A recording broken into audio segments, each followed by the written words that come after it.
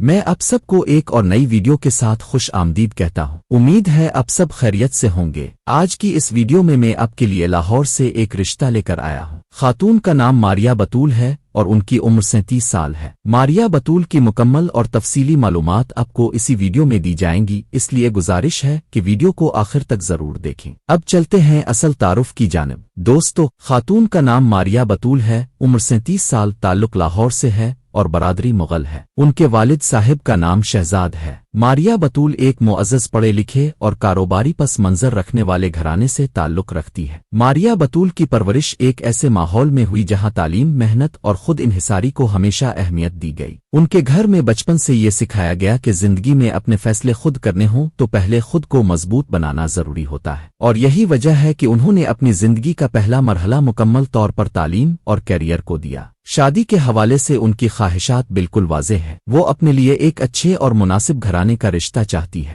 شوہر کی عمر کم از کم 30 سال اور زیادہ سے زیادہ 60 سال ہو۔ البتہ وہ حضرات جو کسی سرکاری ادارے سے ریٹائر ہو چکے ہوں یا جن کا ذاتی کاروبار ہو، ایسے افراد 70 سال تک بھی اس رشتے کے لیے رابطہ کر سکتے ہیں۔ اس کے علاوہ دوسری شادی کے خواہشمند حضرات بھی اس رشتے کے لیے رابطہ کر سکتے ہیں۔ اب بات کرتے ہیں ماریہ بطول کی ذاتی تفصیلات کی۔ دوستو، ماریہ بطول کا قد 5 فٹ 3 انچ ہے۔ طبیعت میں سادگی، انداز میں توازن اور گفتگو میں سنجیدگی پائی جاتی ہے۔ وہ غیر ضروری نمائش بناوٹ پر یقین نہیں رکھتی بلکہ حقیقت پسندانہ طرز زندگی کو ترجیح دیتی ہے۔ کاروباری حوالے سے بات کی جائے تو ماریہ بطول لاہور میں ایک فوڈ فرنچائز کی مالک ہیں جس کی ماہانہ آمدنی لاکھوں روپے میں ہے۔ یہ فرنچائز وہ اکیلی خود سنبھالتی ہیں، اس میں کوئی شریک حصہ دار شامل نہیں۔ کاروبار کو منظم انداز میں چلانا، ملازمین کے معاملات دیکھنا اور معیار کو برقرار رکھنا وہ بخوبی جانتی ہے۔ یہ بات بھی واضح رہے کہ ماریہ بطول غیر شادی شدہ ہیں اور یہ ان کی پہلی شادی ہوگی۔ اس سے قبل انہوں نے اپنی پوری توجہ تعلیم پر مرکوز رکھی۔ انہوں نے ماسٹرز کی ڈگری مکمل کی، اس کے بعد باقاعدہ طور پر کاروبار کی دنیا میں قدم رکھا۔ اسی وجہ سے شادی کا فیصلہ کچھ تاخیر کا شکار رہا، کیونکہ وہ یہ چاہتی تھیں کہ پہلے خود کو معاشی طور پر مضبوط بنا لیا جائے۔ اب ان کے خاندان کی طرف سے بھی اور ان کی اپنی خواہش بھی یہی ہے کہ ماریہ اب اپنی زندگی کے اس نئے مرحلے کا آغاز کریں۔